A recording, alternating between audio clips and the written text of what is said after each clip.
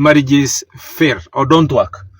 I want to start by saying that marriages do not automatically work. If you have seen marriages that are working, there is work being done. Number two, there are marriages that we think are working and they are not really working. It's only that people have made a choice of not living. Number three observation is that the best people who can advise you on marriage are not necessarily those who are married, but even the people who are divorced actually holds very important information that can help you even build your marriage. It's quite an observation.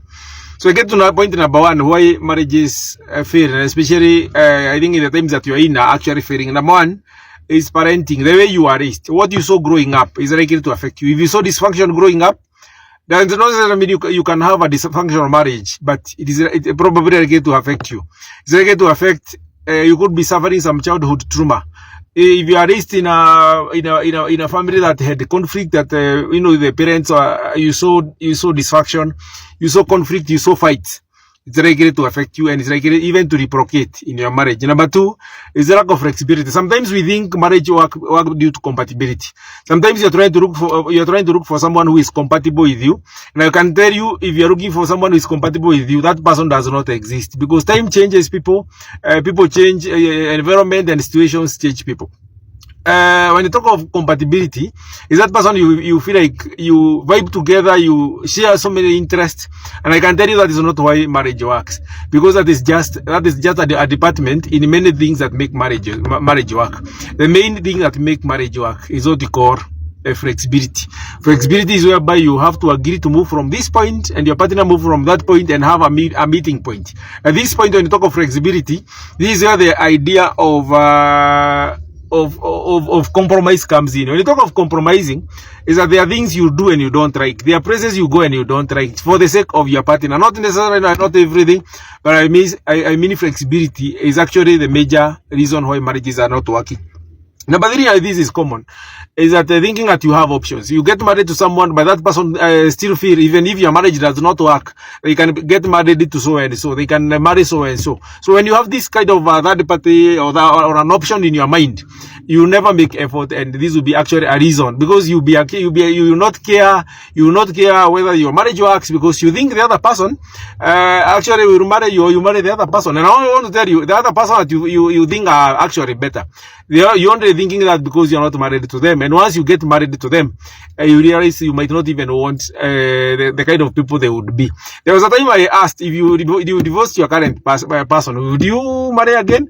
And I think the majority said they would not get married. I also say the same. If I get to such a point, because you're not angels, I think getting married will not be an option. Number four is that you get to a comfort zone. You stop trying, you stop trying to take care of yourself. You stop trying to keep your partner. You think that it is just, it is okay. You already got them. You don't need to work hard to keep them. You think that they have no other options. You think they are desperate because your wife has kids, 3, 4, 5. You think they cannot get, you think hakuna pahali. And so if you have that kind of a thinking, you are not making any effort. You already got to a comfort zone, and that will make your marriage not to work. Number 5 is lack of value. When actually the idea of what are you bringing on the table, when that question comes, when you're not adding any value, you are not bringing any value. Value could not be monetary. It could be on parenting. It could be on assisting the children. It could be on ideas. It could be on being that person who is a keeper. If you have got no value, you don't contribute to anything. You are not helping on raising the children, on, as far as children homework is concerned, taking care of the children, everything someone has to be paid to do everything, and yet you are there.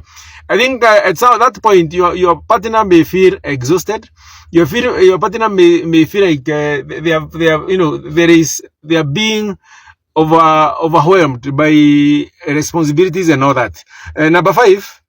This is number 6, is unrealistic expectations, especially when you're getting married. There are people who get married because they want to come and solve all their poverty from their village. They want to build their mother house. They want to build their, they're getting married to you because you have money. The expectation that you have when you're getting married you had expectations that once you get that person, they are going to help you at some point, help you relax and not stop running around. And I always say this: if you are getting married so that you can stop cheating, you can stop sleeping around, you are getting married for the wrong reason. If you are getting married so that you can solve your financial problems, I think that is the wrong reason to get married. If you are getting married because you think, to reduce the pressure, you're getting married for the wrong reason. That is, when you have expectations that are unmet, it's actually what I say, it is unrealistic expectations. If you expect that you are getting married to a sex machine, someone who is acrobatic in bed, and after they are being acrobatic for 1 or 2 years, probably they are using the blue period that you are not aware. In the third or the fourth year, they can no longer perform the acrobatics in bed. They are no longer as flexible as they were because they had 1 or 2 or 3 children.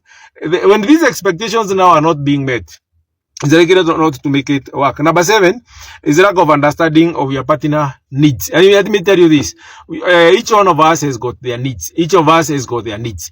There are people who are so much and they admire marriage and they actually want to settle. If that is their need, that is what they are looking for. There are people who needs is that. Was monetary. They wanted money. There are people whose needs was companionship. There are people whose needs was to serve someone. That they are given an opportunity to serve you. That's how it goes now to love language.